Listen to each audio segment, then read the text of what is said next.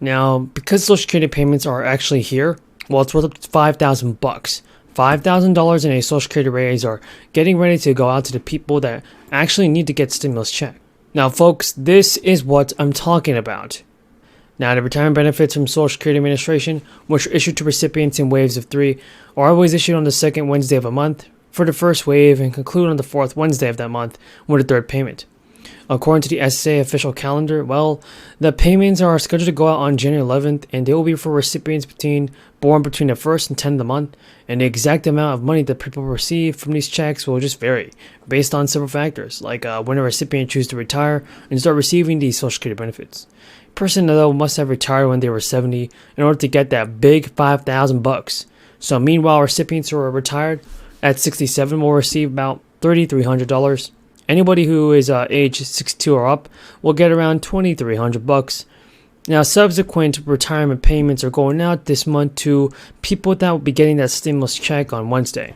Now, the deposit dates are January 18th, 25th, so be sure to look out on those dates because you should be getting stimulus in the mail. Or if not in the mail, you probably get it in the in your mailbox, or not in the mailbox, you probably get in direct deposit. Well, because first of all, before filing for the rebate, the city recommends that you find a copy of your county tax bill. If applicants are not able to find a copy, they can do so online.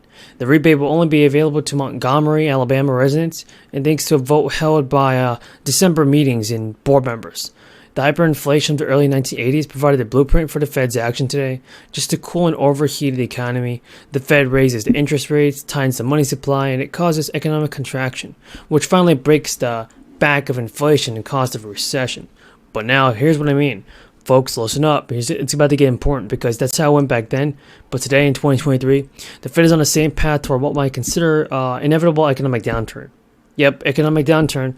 Forbes needs to know that they predicted that the storm will arrive at the end of 2023. It's a historic thing of everybody that happens. And others predict the recession will arrive early around mid-year. But the other way around, there's a solid consensus that 2023 will bring economic turmoil. A turmoil that many people just don't want to go through. During the Great Recession, well, unemployment peaked in 10%, but the jobs report showed that we're a little bit higher than that. The economy already added jobs, 203,000 jobs in December, slower than the previous months, but still pretty good. The figures from the Bureau of Labor Statistics were generally in line with expectations as economists look to figure things out and get things handled out because they don't even know what they're doing. The Bureau of Labor Statistics said there were significant gains in construction. Captor. I want to thank the able ranking member. Gentlelady from Ohio is recognized. Thank you, Mr. Speaker. I rise in opposition to this Republican green light to tax cheaters, billionaires and giant corporations that do not pay their fair share of taxes. The average working person in our country pays a rate of about 25%. Billionaires pay under 5%. Every citizen and corporation should take a pledge of allegiance to pay their fair share of taxes. But Amazon, Chevron, AIG, and even Coca-Cola shirk their duty to liberty.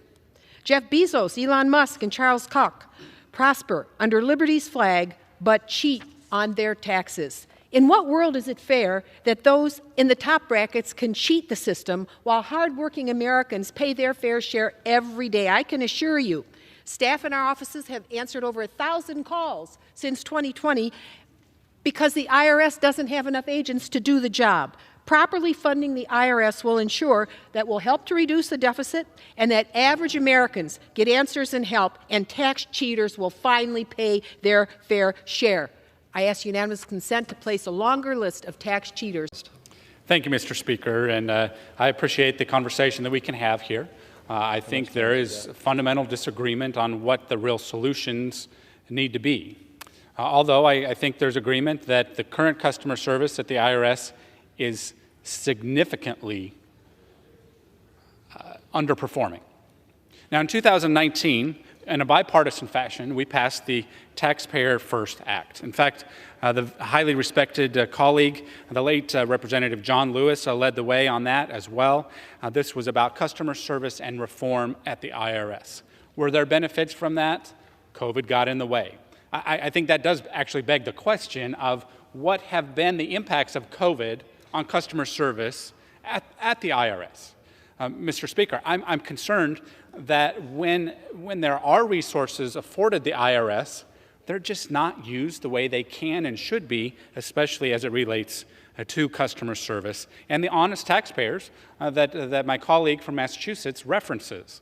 That we want to do everything we can for when the American people are doing the right thing for the right reasons and abiding by the law, and yet they would still be.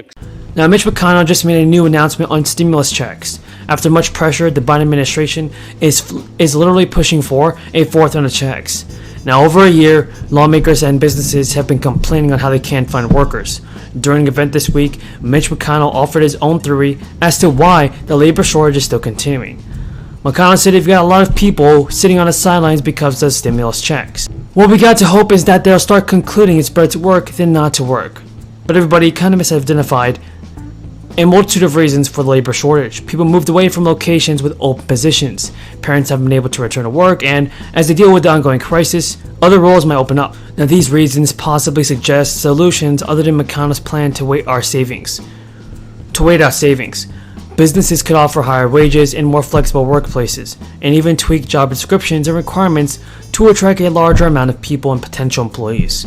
According to CNN, Americans built up a huge amount of savings during the crisis, thanks to several rescue packages. Analysts have estimated that the households built up an extra cash cushion totaling $2.6 trillion from the beginning of the crisis through the end of 2021. In the meantime, the labor market has seen a robust recovery, with jobs set to fully recover by this summer. The employment population ratio for Americans ages 25 to 54 has crept above July 2019 levels. According to the data from the St. Louis Reserve, unemployment sits at a historic low of 3.6%. And while the past year, Americans have been quitting at near record highs, hiring and job openings remain strong, and that indicates that many people are quitting for higher paying jobs instead of the low paying ones. In Mitch McConnell's home state of Kentucky, it was briefly the epicenter of the Great Resignation. The sheer number of workers quitting and leaving the workforce was powered by structural conditions that existed before the crisis. And now this week, in a county, legislators voted unanimously to approve a one-time $200 stimulus payment for senior citizens who qualified for the enhanced school tax relief property tax exemption. Now, according to county officials, homeowners can expect to receive the checks at the end of the year. The Senior Household Stimulus Program was also proposed by the county's executive, Ryan McMahon. The goal of the program is to help senior citizens recover financially from the crisis and ease the burden of the economic downturn. The program, financed through the county's fund balance, is estimated to cost around $5.5 million. County lawmakers believe around $27,000 county homeowners qualify for enhanced school tax relief and will receive around $200. County legislator Peggy Chase also says the checks will help seniors on fixed income, especially as home assessments and taxes continue to rise. But Democrats